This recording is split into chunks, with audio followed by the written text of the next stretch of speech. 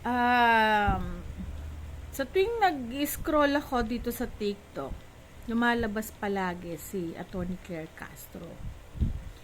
And ang dami-daming, alam mo yun, pinagtatawanan na siya ng mga dito sa social media kasi yung kanyang press conference parang nagiging oral arguments ang dating na sarcasm ng datingan. Nakalimutan niya na siya yung PCO. Diba? Tapos, hindi, instead na ma-address niya yung tinatanong sa kanya, yung isasagot niya pabalang. Diba? Nakakaasar, no? Ramdam nyo ba? Diba? Yung parang, ha? Teka, parang ang layo naman ang sagot mo doon sa tinatanong ko. Parang, alam niyo, dinadivert niya yung issue sa ibang bagay. Hindi niya nasasagot ng maayos yung tanong. Kakagigil, no? Tony Claire, ha? Umayos ka naman. Diyos ko, nasa ng utak mo? Kasi, hindi ko alam, tinanggap mo yung posisyon na yan, tapos, ganyan yung paraan ng pagsasalita mo na parang hindi ka nagtapos bilang abogasya. Pinagtatawanan na po kayo sa social media. 'Di ba? Ang habol mo pa naman sana parang magkaroon kayata ng good image ano dahil dati ay isa ka sa mga nagko-komento. Ngayon ay kapanig ka na. So parang may contradiction lang, no? So ano na gagawin natin, 'di ba? Kagaya niya sasabihin mo na si Tatay Digong hindi na maaaring tanggapin dito sa gobyerno, hindi na siya po pwedeng ibalik dito sa Pilipinas. Ano 'yan? Nagkakalat ka, ateng. Ayus-ayusin mo.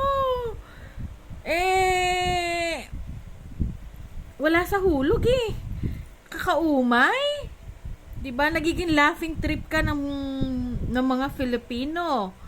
Oh, kung tutuusin hindi naman po pwede yun, madam. Kasi, 'di ba, unang-una, dating former president yang pinagsasabihan mo ng ganyan, hindi ko malaman kung ikaw ba ay nakahitit. Ano po? Ito si madam parang wala sa ayos. Ako, madam, okay, hindi ito fake news. Magtingin-tingin po kayo sa social media, tingnan ninyo, basahin po ninyo yung mga comments ng mga tao tungkol sa inyo. Okay, dahil kayo ay wala sa ayos ang mga pagsasalita ninyo, para bang hindi pinag-isipan ng mabuti. Kagaya niyan, sasabihin ninyo na bakit nandun ka ba nung inedit yung picture? Madam, ang hinihingi ng tao kasi press con na mismo ni Lisa na siya ay na pinabubulaanan niya mismo na wala katotohanan lahat ng mga accusations na yun sa kanya. Yun lang naman ang gusto marinig ng mga tao, 'di ba? Hindi yung video na hindi natin malaman kung kailan lumabas yan, mga pictures na, 'di ba? Na pinagtatawanan din sa social media kasi sinasabi ng mga tao na ito ay fake news. Kaya ngayon, ang hingiling ng tao, magpa-press conference siya. Pabulaanan niya na yun ay walang katotohanan. Hanggang ngayon kasi, April 2 na, wala pa rin siyang press conference tungkol sa bagay na to. Kaya hindi mo maiaalis sa taong bayan na hanapin siya.